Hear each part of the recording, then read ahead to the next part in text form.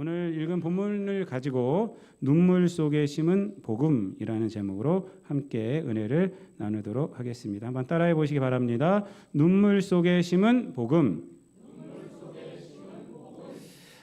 오늘은 부활절 이제 네 번째 주일로 우리가 지키고 있고 어버이 주일로 우리가 지키고 있습니다. 어버이 주일 때면 제가 늘 드리는 말씀이 있죠. 뭐냐면 우리가 이 땅에 태어나서 어버이가 되지 못하는 사람들은 일부분 있어요. 결혼하지 않고 뭐 요즘은 또 되게 많아졌어요. 근데 그럴 수는 있는데 어버이를 통해서 태어나지 않은 사람은 한 명도 없습니다. 우리가 다 부모님을 통해서 이 땅에 있게 된 것입니다. 그리고 부모님을 통해서 우리가 또 자라나게 된 것입니다. 그래서 우리가 늘 부모님의 사랑을 우리가 늘 잊지를 말아야 하는 것입니다. 그리고 또 이 땅 가운데 살아가면서 사실은 이제 부모님의 사랑을 못 받는 사람들도 일부분 있어요. 보면은 여러 가지 죄악된 것 때문에 못 받는 사람도 있고 또한 부모님이 일찍 여인 사람들도 있습니다. 그렇지만 이 어버이 주일을 통해서 우리가 알아야 하는 것은 누군가의 사랑으로 우리가 자라났다는 것입니다. 이 자리에 있다는 것은 누군가의 사랑으로 자라났다는 것이에요. 그래서 어떤 시인은 자기 아기를 태어나고 아기가 계속 엄마부터 배우잖아요. 말을. 그랬더니 피아노에 가서 엄마, 그리고 저희 가서 엄마 이러니까 이제 다 고쳐주는 거야. 저건 엄마가 아니라 피아노란다. 이거는 엄마가 피아노란다. 그랬더니 그러고 나서 생각해봤더니 걔가 하는 말이 맞다는 거. 어린아이가 하는 말이 나만 너를 키운 게 아니라 이 세상 모든 사물이 너를 키우고 있구나. 다른 사람들도 너를 키우고 있구나라는 것을 깨닫고 적은 시가 있어요. 제가 그 시를 제목은 잊어버렸는데 그래서 뭐 산도 너를 키웠고 자연도 너를 키웠고 바다도 너를 키웠고 다른 사람도 너를 키웠고 뭐 이런 거를 이제 썼습니다. 그래요. 그래서 이 어버이 주일에는 우리가 여기 있게 된 것은 가장 큰 것이 하나님의 사랑이고요, 부모님의 사랑이고요, 그리고 또 누군가의 사랑이에요. 그리고 우리가 어버이 주일에는 이 사랑을 기억하는 그러한 날이 바로 어버이 주일입니다. 내가 인식은 하지 못하지만 누군가의 사랑으로 여기까지 오게 되었다라는 것을 기억하고 또 사랑을 이렇게 나도 나누어 줘야지 그 사람이 인식 못해도 내가 저 사람을 키워야지 하는 그런 마음으로 우리도 살아가야 하겠습니다. 여러분 어버이 주일 이 사랑으로 더 풍성하게 되는 여러분의 삶이 되시길 바랍니다. 오늘 본문 말씀은요. 사실 이제 교회력으로 이제 부활절 네 번째 주일이거든요. 부활절은 일곱 번째 주간까지 있어요. 앞으로 이제 세 번째 주일을 더 지나가야지 되는데 지나고 나면 이제 오순절이 됩니다. 성령 강림절이 돼요. 그래서 이제 성령 강림절은 교회가 중심이 돼요. 그래서 이제 이 부활절도 마찬가지예요. 오늘 네 번째 주일은 딱 중간에 있잖아요. 그래서 이제 오순절 쪽으로 이제 넘어가요. 그래서 이 세 번째 주간까지는 부활에 대한 말씀이 부활이 무엇인가 이런 부활에 대한 말씀이라면 이제는 뭐냐면 교회 쪽으로 좀 향해집니다. 교회 쪽으로 좀 향해져서 이제 부활하신 주님이 교회를 위해 계신다. 그리고 교회 성도들은 주님을 의지하고 살아가야 한다. 이런 쪽으로 좀 이렇게 좀 치우쳐집니다. 그래서 이 네 번째 주일을 뭐라고 그러냐면 목자주일이라고 그래요. 따라해 보세요. 목자주일. 그래서 부활절 네 번째 주일은 이 목자주일이에요. 그래서 본문도 구약에서는 시편에서는 23편. 이 부활절에는 구약 본문이 없어요. 근데 구약 본문 대신에 사도행전이 들어갑니다. 왜 그러냐면 예수님의 부활에 대한 직접적인 내용이 구약에는 없잖아요. 예수님이 신약에 오셨기 때문에. 그래서 그 교회력 말씀에는 구약 말씀이 빠지고 사도행전이 들어가요. 사도행전에서는 이제 어느 말씀이냐면 9장에 나오는 베드로가 도루가를 살리는 말씀이에요. 그래서 부활의 은혜가 우리 생명을 살린다. 예수 그리스도의 부활의 은혜가 생명을 살린다라는 그런 주제고 또한 신약에서는 이제 복음서에서는 요한복음 10장입니다. 그래서 이제 거기는 목자 되신 예수님에 대한 얘기가 나오고 그리고 서신서에서는 요한계시록이에요. 요한계시록에 오늘 우리가 읽은 본문 말씀이 됩니다. 오늘 본문 말씀도 마지막 17절에 가면은 어린 양이신 분이 우리의 목자가 되셨다 이렇게 얘기를 하고 있어요. 그래서 이제 목자가 중심이 돼요. 모든 메시지가 목자가 중심이 됩니다. 그래서 제가 아침에 그 묵도하면서 제가 읽었던 성경 말씀도 시편 23편이었잖아요. 그래서 여호와는 나의 목자시니 이제 이 말씀을 제가 읽은 것입니다. 그래서 이제 오늘은 제가 이제 7장 그 중에서도 이제 서신서 요한계시록을 좀 본문으로 삼아 봤습니다. 이 요한계시록은요, 우리가 좀 이해를 좀 해야 합니다. 요한계시록 갖고 이단들이 너무 장난질을 쳐갖고 우리 성도님들이 요한계시록만 하면은 도대체 무슨 말씀인지 몰라, 위험한 말씀이야, 자, 이렇게만 생각하는데 요한계시록은요 굉장히 쉬운 거예요. 메시지가 굉장히 단순하고요, 굉장히 명확합니다. 요한계시록이 주는 메시지는 뭐냐면 부활하신 예수님이 중심이 되어서 이 땅에 있는 사람들이 부활하신 예수님이 승리하심을 믿고 살아가라는 거예요. 그리고 부활하신 예수님이 다시 오실 것이고, 그렇게 살아갈 때 이 땅 가운데 핍박을 받을지라도, 이 땅에서 손해가 될지라도 부활하신 주님이 다 갚아준다, 이거예요. 그게 이 말씀이 요한계시록의 이 중심적인 말씀입니다. 결론이 그거예요. 그래서 이 땅 가운데서 세상에 치우치지 말고, 세상으로 넘어가지 말고, 세상과 타협하지 말고, 육신의 정욕을 따라 사지 말고, 예수 그리스도의 십자가의 복음을 가지고 부활을 소망하며 살아내라, 믿음을 지켜라 하는 것이 요한계시록의 말씀입니다. 그거를 좀 이렇게 뭐랄까, 그 상징적인 것을 많이 사용했을 뿐입니다. 왜 그러냐면 그냥 막 하면은 잡혀가는 때였기 때문에, 이때가 이제 핍박을 많이 당하고 있던 때였기 때문에 그냥 로마 황제에게 뭐 반대해라 이렇게 말하면 안 되잖아요. 그래서 이제 666 뭐 이런 것들을 이제 쓴 겁니다. 이런 상징들, 숫자나 뭐 용 뭐 이런 것들은 이제 바다에서 괴물이 나타나고 뭐 이런 것들을 좀 쓴 거예요. 이런 상징적인 걸 쓴 것뿐이지 그거 가지고 이상하게 해석하는 것을 따라가지 마시기 바랍니다. 특별히 요한계시록은 이 연극처럼 되어 있어요. 크게 보면 연극처럼. 그래서 이제 3막으로 되어 있다 생각하시면 돼요. 그래서 이제 보면은 처음에 7개 인이 나오고요. 그 다음에 7 나팔이 나오고요. 7 대접이 나와요. 이게 1막, 2막, 3막이 된다는 거예요. 그 내용도 이게 중첩이 되어 있어요. 그래서 고난이 오고, 그리고 또 고난 중에 하나님의 위로가 있고 회복이 있고, 이것들이 이제 계속 1막에서 이렇게 내용이 이렇게 나오고, 또 똑같은 내용인데 다른 상징으로 나오고, 똑같은 내용인데 또 다른 상징으로 나오고, 이런 식으로 이제 요한계시록은 되어 있습니다. 오늘 우리가 읽은 이 본문 말씀은 1막에 해당됩니다. 그래서 이 예수님께서 인을 떼는 거예요. 그래서 요한계시록 5장부터 이제 그 8장, 이제 9장까지, 8장까지가 이제 인에 대한 내용인데, 5장에 보면은 이제 사도 요한이 막 울어요. 두루마리가 있는데 그게 인이 딱 쳐져 있어요. 인이 뭐냐면 도장이 딱 쳐져 있는 거죠. 근데 이것을 뗄 사람이 없는 거야. 그래서 막 울어요, 사도 요한이. 이걸 누가 뗄까? 그럴 때 어린 양이 나타나는 거예요. 어린 양이 누구예요? 예수님이에요. 그 요한계시록 5장의 내용이에요. 그래서 어린 양, 예수님에 대한 내용이 이렇게 나옵니다. 그래서 어린 양한테 찬양하는 거 나오고, 5장이 그거고 6장이 이제 그 인을 떼는 거예요. 첫 번째 인, 두 번째 인, 세 번째 인에서 여섯 번째 인까지 뗀 거예요. 이게 6장입니다. 6장. 인을 뗐더니 뭐 백마가 나오고 뭐 무슨 말이 나오고 청록말이 나오고, 그 다음에 여섯 번째 인을 뗐더니 큰 환란이 오는 거예요. 환란이 오고 나서 질문을 딱 합니다. 그리고 딱 6장에 맞춰요. 어떤 질문이냐면 17절 말씀 다 같이 읽어볼게요. 6장 17절 다 같이 읽습니다. 시작. 그들의 진노의 큰 날이 이르렀으니 누가 능히 서리오 하더라. 질문을 하고 딱 맞히는 거예요. 누가 능히 서리오. 그러니까 콜라는 뭐냐면 하나님의 심판을 말합니다. 인을 딱 여섯 번째 인 떴더니 막 이러저런 심판이 막 나왔어요. 근데 그랬더니 이 심판에 누가 능히 서리오. 능히 선다는 건 뭐예요? 이 심판에서 피할 사람이 누가 있는가? 이 말을 하는 거예요. 그 질문에 대한 답이 7장이에요.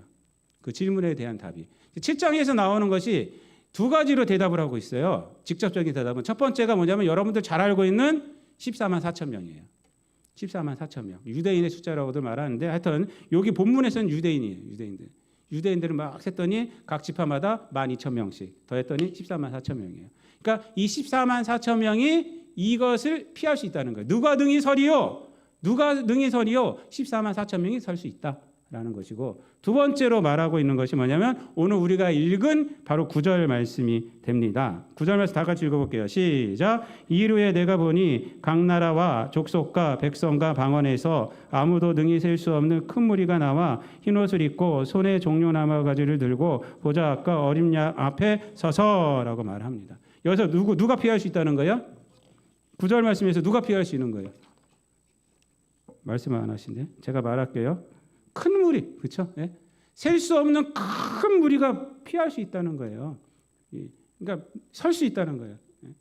하나님의 심판에서 피할 수 있는 게 능히 큰 무리예요. 그런데 이 큰 무리는 어떤 사람들이에요? 흰 옷을 입고 있어요. 그래서 이제 뭐라고 말하냐면 흰 옷을 입은 큰 무리, 이렇게 두 부류로 말하고 있어요.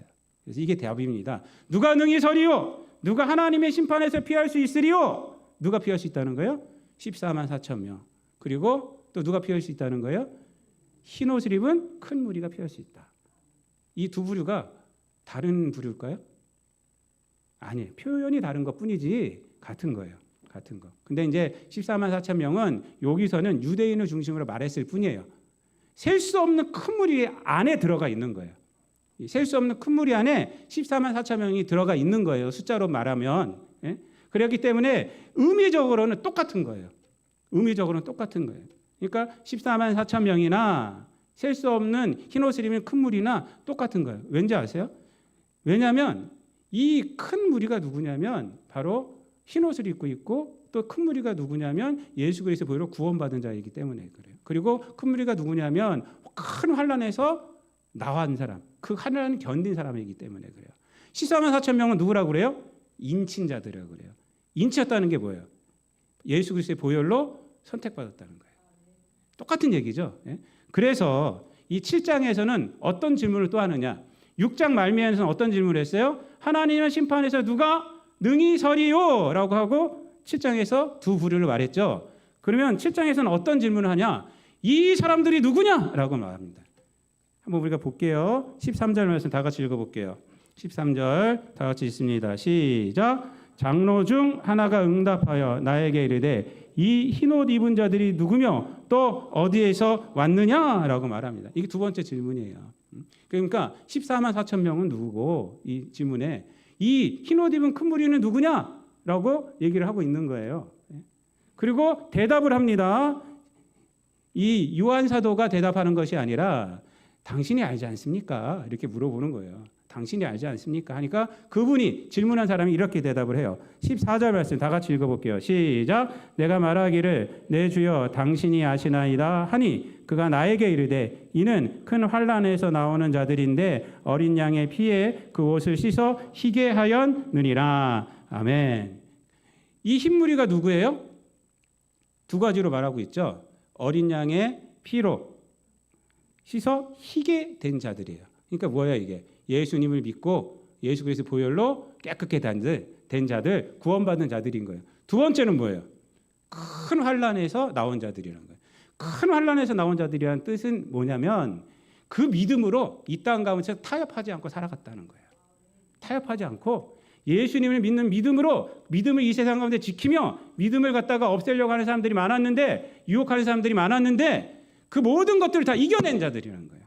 오히려 환난을 받고 그렇게 살아간 자들이 바로 이 큰 무리들이다라고 얘기를 하고 있습니다. 여러분 신천지는요 14만 4천 명 갖고 그걸 실제 숫자라고 말해요. 실제 숫자라고 말했어요. 처음엔. 지금은 그런 얘기 안 해요. 왠지 알아요? 지금은 30만 명이 넘었어요. 그래서 그들이 뭐라고 그러냐면 14만 4천 명을 뽑아야 한대. 14만 4천 명이 넘었기 때문에 이제 시험을 치러요. 그래서 영적 14만 4천 명을 또 뽑아야 한다고 그래요. 처음에는 믿으면 된다, 자기네들 들어오면 된다 그러더니 넘으니까 막 그 자기들끼리 시험을 치르고 돈을 내게 하고 헌신도 테스트를 하고 막 이런 식으로 또 사람들이 미혹하고 있어요. 여러분 14만 4천 명은 상징의 숫자입니다. 여러분 그런 거에 넘어가지 마세요. 그리고 14만 4천 명이나 흰옷 입은 큰 무리나 다 똑같은 거예요. 다 똑같은 거. 다 똑같이 다 뭐냐면 예수 그리스도의 은혜로 말미암아 구원받았을 믿는 자들, 그리고 이 땅 가운데에서 큰 환난이 있을지라도 그것에 연연해하지 않고 믿음을 지키는 자들, 그들이 누구예요? 14만 4천 명이고 그들이 누구예요? 흰옷 입은 큰 무리예요. 그러니까 이것을 다르게 설명한다거나 또 14만 4천 명이 진짜 숫자다라고 말하는 다 이단들이에요. 성경을 모르는 분들입니다. 모르는 분들. 그들을 말을 하고 있습니다. 얼마나 은혜스럽습니까? 저와 여러분이 그래서 14만 4천 명 안에 들어가야 돼요. 이런 의미로 들어가는 거지 숫자적으로 14만 4천 명 안에 들어가야 한다. 요 이 땅 해갖고 하라는 것이 아니라 우리가 믿음을 지키고 이 땅 가운데에서 예수 그리스도의 은혜로 말미암아 구원받은 자임을 확신하고 살아가라는 거예요. 그게 14만 4천 명 안에 들어가라는 소리예요.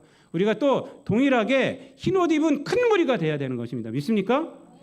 그렇게 됐을 때 그러면 어떻게 되는가 이렇게 얘기를 하고 있습니다. 15절부터 17절까지 한번 다 같이 읽어볼게요. 시작. 그러므로 그들이 하나님의 보좌 앞에 있고 또 그의 성전에서 밤낮 하나님을 섬김에 보좌에 앉으신 이가 그들 위에 장막을 치시리니 그들이 다시는 줄이지도 아니하며 목마르지도 아니하고 해나 아무 뜨거운 가운데 상하지도 아니하리니 이는 보좌 가운데 계신 어린 양이 그들의 목자가 되사 생명수 샘으로 인도하시고 하나님께서 그들의 눈에서 모든 눈물을 씻어 주실 것임이라. 아멘.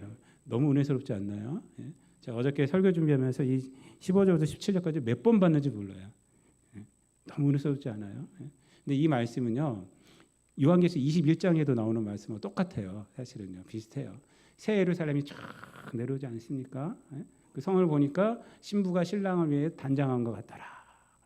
그 하나님이 친히 뭐래요? 모든 성도들의 눈에서 눈물을 씻어주시고, 21장에 나오고 있거든요.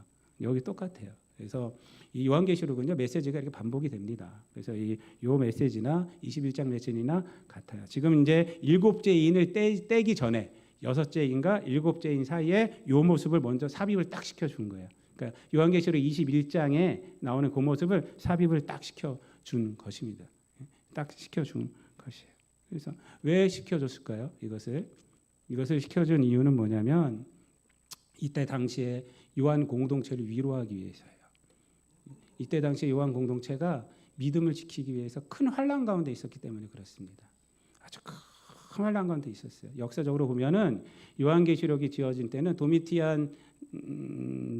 하여튼 도미티아누스 황제 때예요. 로마 황제. 네로 황제는 그거 훨씬 전입니다. 네로 황제는 AD 한 50몇 년, 45년 그 정도고요.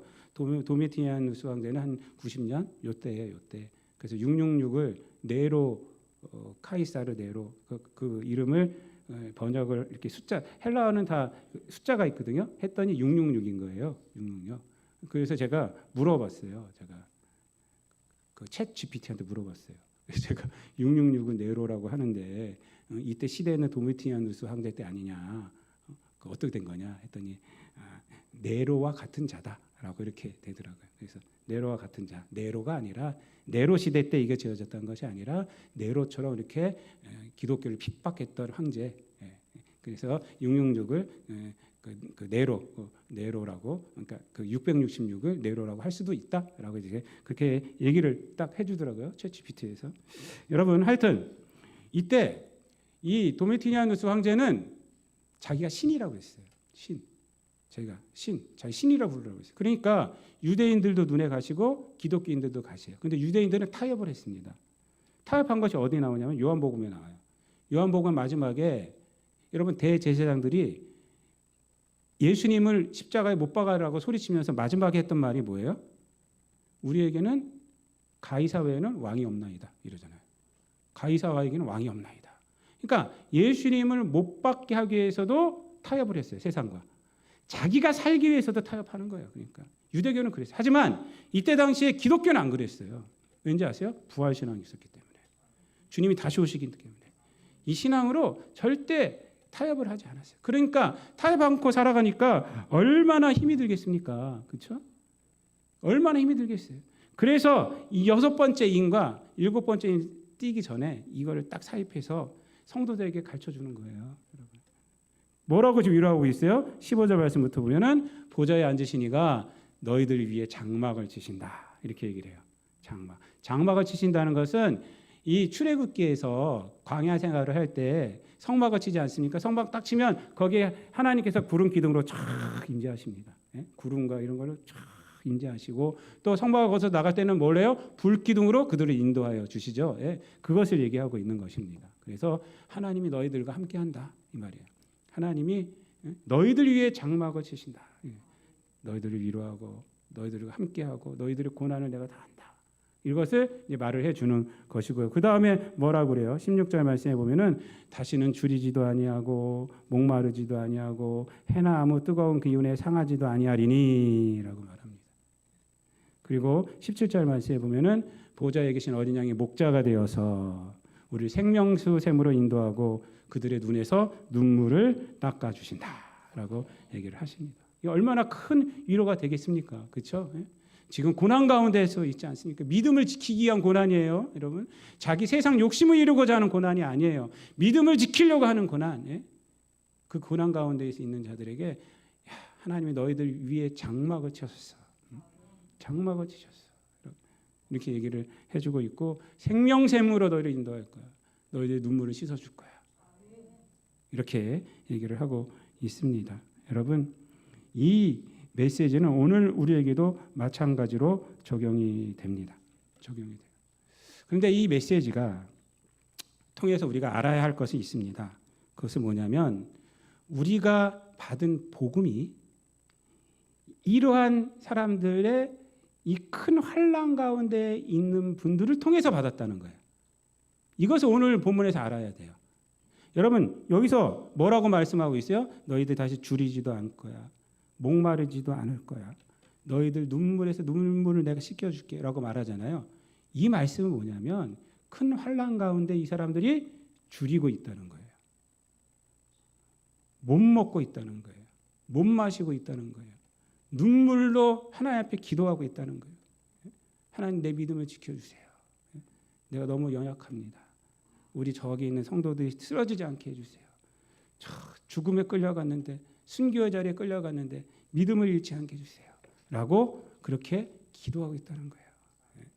그게 큰 환난이에요. 큰 환난. 그래서 예수님께서 이렇게 말한 거예요. 내가 눈물에서 눈물을 씻겨줄게. 네 눈에서 다시는 줄이지도 않을 거야.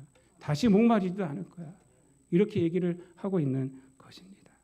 여러분, 이렇게 큰 환난 가운데 있는 사람들을 통해서 우리에게 복음이 전달되어진 거예요. 여러분, 우리가 가진 복음이 그냥 들은 것이 아닙니다. 여러분, 우리나라에 수많은 선교사들이 와갖고 자기 목숨을 다 버리지 않았습니까? 그렇죠? 양화진 가보세요. 양화진. 제가 가끔 얘기 드리는데 우리 권사님들과도 가보고 우리 사회전도에도 몇 년 전에 간 적이 있어요. 제가 가서 깜짝 놀란 게 그 영아들 무덤이에요. 완전 애기들 무덤. 저는 그 어른들 무덤만 있는 줄, 선교사들 묘지만 있는 줄 알았는데 갔더니 애기들 무덤이 있더라고요. 그러니까 태어나자마자 죽고 몇 년 못 살고 죽고 여기 와서 결혼들 하시고 그랬거든요. 그러니까 애기들이 미국에 있건 호주에 있거나 하면 다 살아날 수 있는 애예요.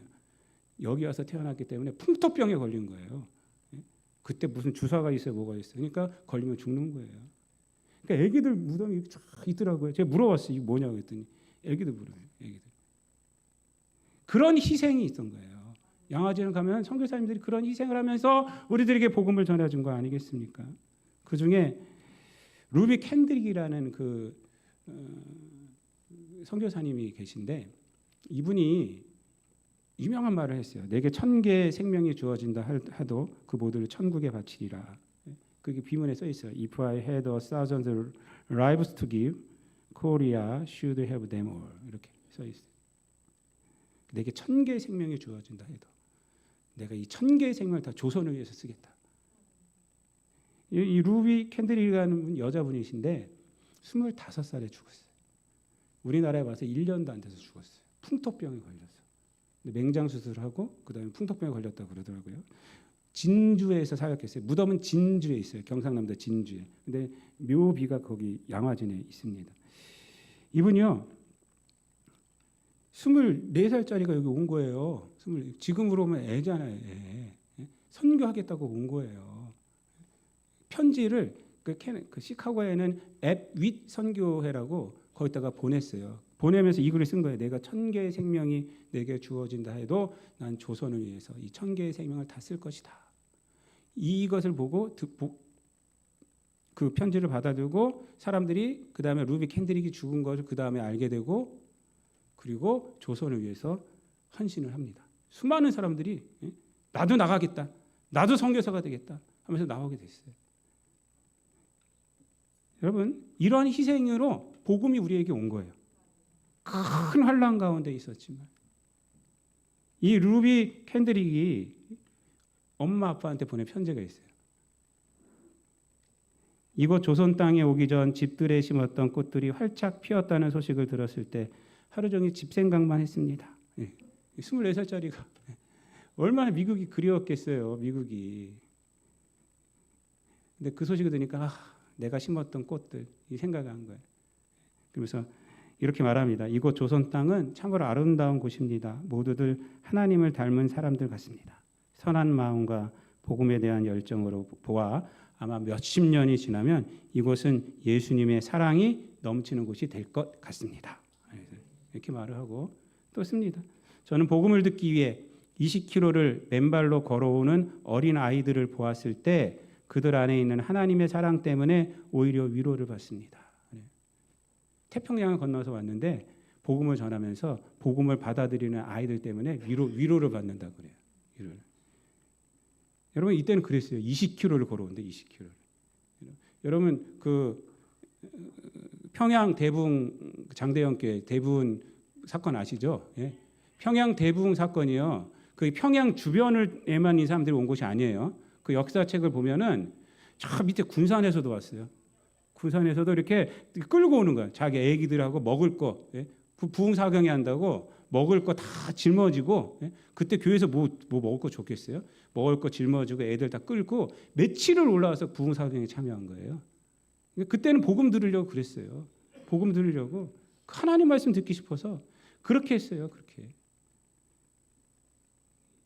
이 루비 캔들이 계속 편지를 씁니다. 한편으로는 탄압이 심해지고 있습니다. 그저께 예수님을 영접한 지 일주일도 안 되는 서너 명이 끌려가 순교했고 토마스 선교사, 제임스 선교사도 순교를 했습니다. 선교 본부에서 철수하라고 하는 지시가 있었지만 대부분의 선교사들은 그들이 전도한 조선인들과 아직 숨어서 예배를 드리고 있습니다. 그들은 모두 순교를 할 작정인 것 같습니다. 오늘 밤은 유난히도 고향으로 돌아가고 싶습니다.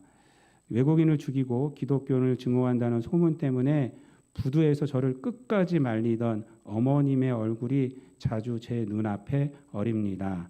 어머니 아버지 어쩌면 이 편지가 마지막일 수도 있습니다. 제가 이곳에 오기 전 뒤뜰에 심었던 하나의 씨앗으로 이제 내년이면 온 동네가 꽃으로 가득하겠지요. 그리고 또 다른 씨앗을 만들어 내겠지요. 저는 이곳에 작은 씨앗이 되기로 결심했습니다.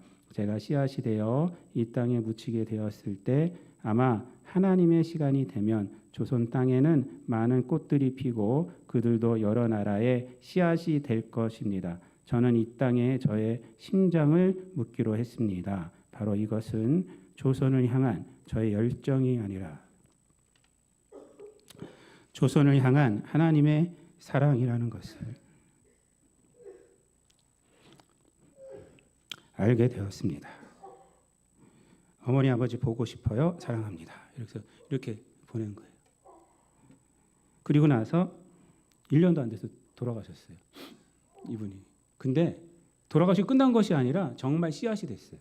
씨앗이 돼서 많은 사람들이 오게 됐고 그리고 우리나라는 어떻게 됐습니까?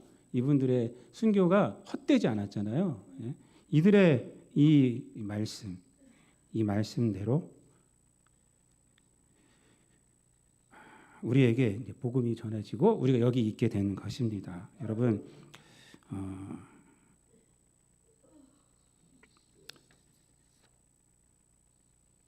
우리가 전해 들은 복음은 오늘 본문 말씀처럼 큰 환난에서 이겨낸 자들 때문입니다. 여러분 오늘 본문에서 그러잖아요. 14절 말씀에 이는 누구냐라는 대답에 이는 큰 환난에서 나오는 자들이다.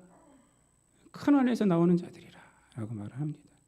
여러분 이분들의 헌신으로 인해서 우리가 복음을 받게 된 거예요. 이것을 잊으면 안 돼요.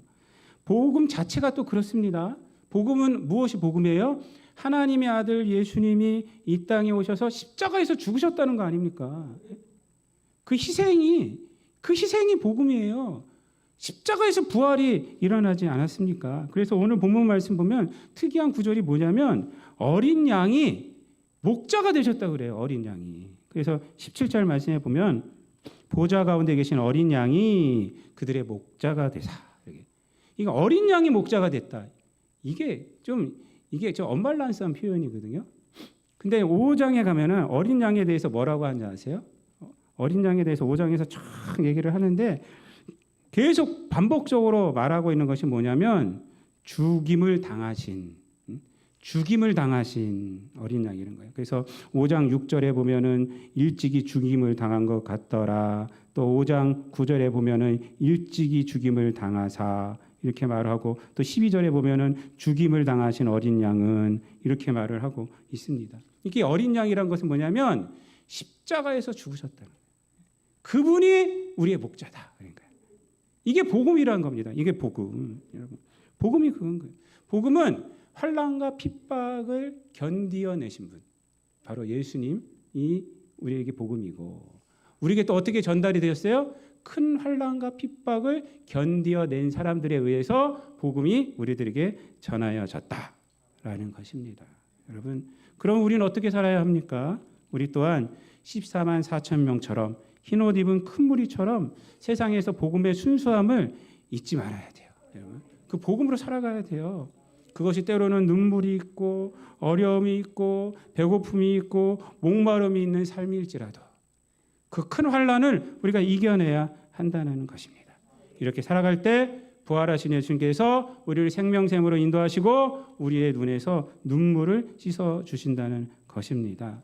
여러분, 오늘 어버이주일 아닙니까? 우리가 여기서 이렇게 살아갈 수 있는 것은 부모님의 은혜와 돌봄이 있었기 때문에 그렇습니다. 그래서 나이가 있으나 없으나 부모님이 그리운 이유는 그 사랑 때문에 그런 거 아니겠어요? 아무리 연세가 많아도 어머님 보고 싶다고 그러더라고요. 아무리 연세가 많아도 누가 보고 싶냐 그러면 엄마 보고 싶다고 그러더라고요. 아빠 보고 싶다고 그러더라고요. 왜 그럴까요? 그 부모님들이 사랑을 주셨기 때문에 그래요. 그 사랑이 어떤 사랑입니까? 큰 환난을 이겨낸 사랑 아닙니까? 자식을 위해서 못 먹을 거, 안 먹을 거 안 먹고 한 거 아닙니까? 그래서 우리 어머님 은혜라는 노래에 보면은 뭐라고 말해요? 나실 때 괴로움 다 잊으시고 기르실 때 밤낮으로 애쓰는 마음 진자리 마른 자리 갈아내시고 이렇게 얘기하지 않습니까? 3절 가사가 있어요. 3절 가사는 이렇습니다. 사람의 마음속엔 온 가지 소원, 만 가지 소원이라는 거예요. 근데 엄마 마음속엔 오직 한 가지 소원, 이렇게 한 가지 소원. 그래서 뭐냐면 일평생 자식 위하여 살갑뼈를 깎아서 바치는 마음, 인간의 그 무엇이 거룩하리요 어머님의 사랑은 그 자리 없사라. 이게 부모님의 마음 아니겠습니까? 그러니까 우리가 다 큰 소원들이 다 있지만 부모님의 소원은 뭐냐면 오직 자식 잘 되는 거잖아요. 오직 잘 되는 것입니다. 여러분, 우리가 그 사랑으로 인해서 그 환난 가운데 다 어려움을 다 이겨낸 사랑으로 여기 있는 거 아닙니까? 복음도 마찬가지입니다. 예수 그리스도의 십자가가 복음이 된 것이고, 그리고 많은 사람들이 큰 환난을 이겨내고 우리에게 복음을 전해준 것입니다. 그래서 우리가 잊지 말아야 합니다. 말씀을 마치겠습니다. 사랑하는 성도 여러분, 부모님의 사랑, 많은 사람의 사랑으로 우리가 여기 있는 것을 기억하시고 세상에서 우리가 사랑을 나누면서 살아가세요. 여러분, 내가 지금 여러 가지 불만이 있을지라도 그건 누군가의 한 명에 대한 불만이지 내가 받은 사랑에 비하면 아무것도 아니에요. 우리가 인식을 못하기 때문에 그래요. 우리가 인식을 못하기 때문에 그런 거예요. 누군가 나를 사랑해 준 거예요. 부모님의 사랑은 그 중에 가장 큰 거고요. 원망으로 하지 마시고, 그래 내가 인식하지 못한 사랑이 많구나. 우리 기독교인들은 또 뭐가 있습니까? 복음이 있습니다. 복음, 예수 그리스도의 십자가의 희생으로 우리가 구원받았고, 또 많은 우리의 선조들이 큰 환난 가운데서 그것을 이겨내고 우리에게 복음을 전해줬습니다. 그것을 늘 기억하시고, 우리가 원망할 게 뭐가 있어요? 저도 미움이라는 감정이 생기면 도대체 이게 나한테 어디 있다가 이렇게 튀어나온 거지? 제가 그 생각이 들어요. 예? 무슨 일들이 있으면요 미움이 확 튀어나와요. 예? 누군가에 대한 미움이. 근데 내가 그 생각이, 도대체 이 감정이 어디 있다가 태어난 거지? 예? 이런 생각 확 들어요, 제가. 예? 죄인이기 때문에 그래요. 사단은 그렇게 이용하는 거예요. 그때 뭘 이용해? 우리 뭘 생각해야 돼요? 아, 복음은 예수님의 큰 환난 가운데서 이겨낸 것이고, 복음을 내가 받은 것은 그냥 받은 것이 아니라 내가 똑똑해서 믿은 것이 아니라 큰 환난 가운데서 이겨낸 많은 사람들이 나에게 전달해 준 것이구나 라는 걸 깨달으시고, 여러분들 그 믿음을 이겨내시고 우리가 늘 은혜 가운데서 살아가시기를 바랍니다. 그래서 여러분, 교회와 성도는 이 땅 가운데서 위로만 받는 존재가 아니라 하나님의 증인된 사명을 감당하는 존재가 되어야 합니다. 여러분, 여러 가지 힘든 일이 있을 때 그 힘듦을 우리가 이겨내는 것만 기도의 제목이 아니라 그 힘든 가운데서 믿음을 지키고 힘든 가운데서 성도답게 서 있는 것, 이것이 우리 기도의 제목이 되어야 합니다. 여러분, 이렇게 살아가셔서 이 14만 4천 명이 누구예요? 이 큰 흰옷 입은 큰 무리가 누구예요? 큰 환난 가운데 나온 자들, 또 예수 그리스도의 보혈로 깨끗함 받은 자들, 이것을 깨달으시고 이 땅 가운데서 14만 4천 명으로 또 큰 흰옷 입은 큰 무리로 이 땅 가운데서 살아가는 저와 여러분 되시기를 우리 주는 예수 그리스도 이름으로 축원드립니다. 기도하겠습니다. 사랑과 은혜가 풍성하신 하나님, 복음이 그냥 우리들에게 기쁜 소식이 된 것이 아니라 예수 그리스도의 십자가의 보혈로 말미암아 된 것임을 우리가 깨닫게 하시고, 복음이 우리에게 전달되어진 것이 그냥 전달되어진 것이 아니라 많은 선조들의 큰 환난을 뚫고 그 어려움을 이겨내서 전달되어진 것을 우리가 잊지 않게 하여 주시고, 아버지 안에 복음의 능력으로 우리도 살아가게 하여 주시옵소서. 우리가 여기 있는 것이 부모님의 사랑과 이 세상 누군가의 사랑으로 여기 있음을 우리가 늘 잊지 않게 도와주시고, 이 사랑에 기반하여서 살아가게 하여 주옵소서. 원망과 시비가 아니라 복음을 생각하고 우리가 받은 사랑을 생각하고 그 은혜 속에서 감사함으로 우리도 누군가에게 사랑을 나타내며 복음을 전하며 살아가는 우리 모든 성도들 14만 4천 명이 되게 하시고, 또한 흰옷 입은 큰 무리로서 이 땅 가운데 살아감으로 주님 앞에 섰을 때 잘했다 충성된 종아 하면서 눈에서 눈물을 씻기움 받는 우리 모든 성도들 되게 하여 주옵소서. 감사드리며 예수님의 이름으로 기도드리옵나이다. 아멘.